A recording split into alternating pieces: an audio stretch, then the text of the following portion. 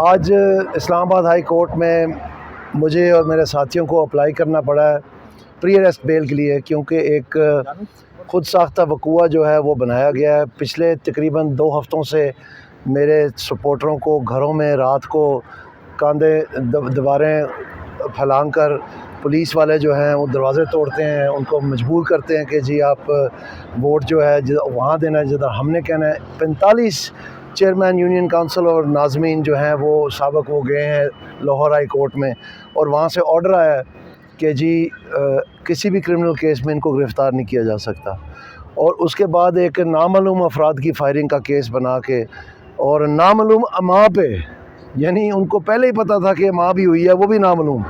तो इस तरह के FIR जो हैं, ये मेरे ख़्याल में पहली दफ़ा, मैंने 32 साल हो गए ये काम करते हैं, पहली दफ़ा ऐसी FIR देखी है।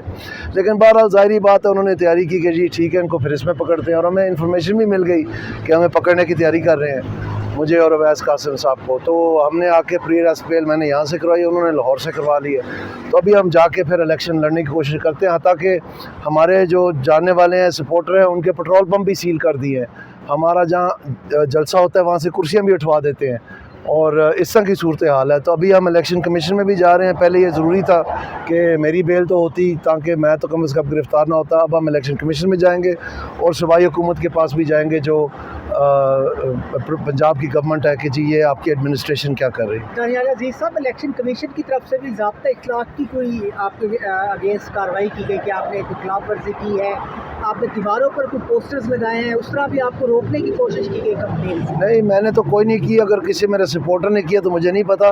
बहरहाल इस तरह की कोई बात नहीं है, बल्कि आप तो पोस्टर लगाने की कह रहे हैं, वो तो उतारते हैं पोस्टर सारे जाके। हमारे ये दूसरी ये हाइलक्स डाले आते हैं और हमारे सारे पोस्टर उतार देते हैं।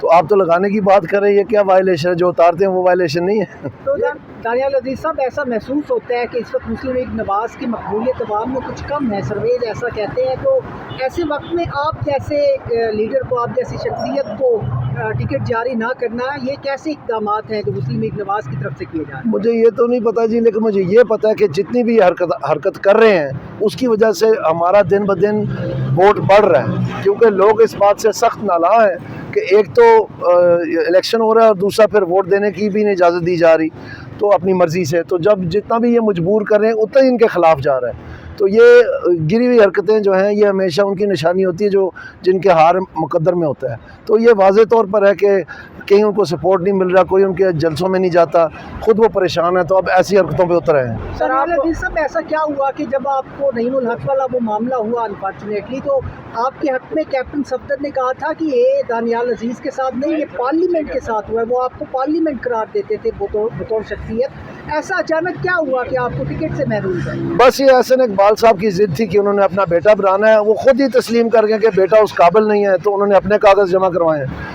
तो अब कहते हैं कि जी बाई इलेक्शन में इनके नाक के ज़रिए मैं अपना बेटा ठोंसूँगा इधर। तो अब ऐसे तो नहीं होता पाकिस्तान में, और ख़ास तौर पे नारोवाल में।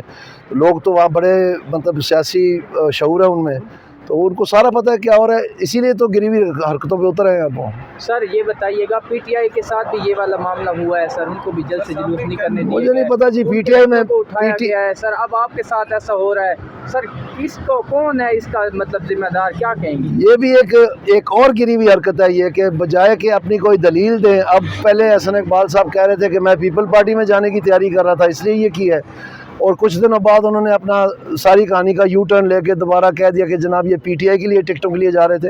ये सरासर झूठ है, फरेब है। मैं उनको हर जाने का नोटिस भी सर्व कर रहा हूँ कि इस बात का कि ये जवाब दें इस बात का कैसे कही है उन्होंने। सर अगर आप जीत जाते हैं तो आप किस तरफ जाएंगे? मैं उस तरफ जाऊँगा जहाँ पर महंगाई के ख़िलाफ़ पुख्ता इक़दाम होंगे। और सर ये एहसन इकबाल साहब ने जो आपके साथ किया है, इनके खिलाफ कोई केस करने लगे आप? नहीं, अभी तो जो मैंने हर जाने का नोटिस, जैसे मैंने आपको बताया, तैयार किया। अच्छा, उनके खिलाफ आप हर जाने का नोटिस? जी बिल्कुल देंगे। Thank you so much. Sir जो कोई थप्पड़ की कोई बात आ रही थी, वो उसके बारे में कुछ बताइएगा। मुझे नहीं पता उसके बारे में। सर आखिरी सवाल ले लें, जो इलेक्शन होने जा रहे हैं क्या ये फ्री एंड फेयर इलेक्शन होने जा रहे हैं सर? आपके सामने है जी। अब जो कैंडिडेट हैं अगर वो प्री अरेस्ट बेल करवाने के लिए मजबूर हो रहे हैं, और जो मैं आपको बता रहा हूँ मेरे हल्के में, आप उधर आए ना, आप देखें आके क्या हो रहा है। सर कल वज़ीर आला ने भी एक स्टेटमेंट दी है कि अब जो भी पार्टी है उसको फ्री एंड फेयर इलेक्शन के लिए हम माहौल प्रोवाइड करेंगे। क्या वो कर पाएंगे प्रोवाइड माहौल पीटीआई को भी? अभी जैसे मैंने आपको कहा है, पहले तो मैं अपनी जान बचाता ना, तो वो तो आज बेल मिल गई है मुझे यहाँ से हाई कोर्ट से। अब मैं इलेक्शन कमीशन के पास और उनके पास भी जाके देखते हैं वो क्या करते हैं। Thank you.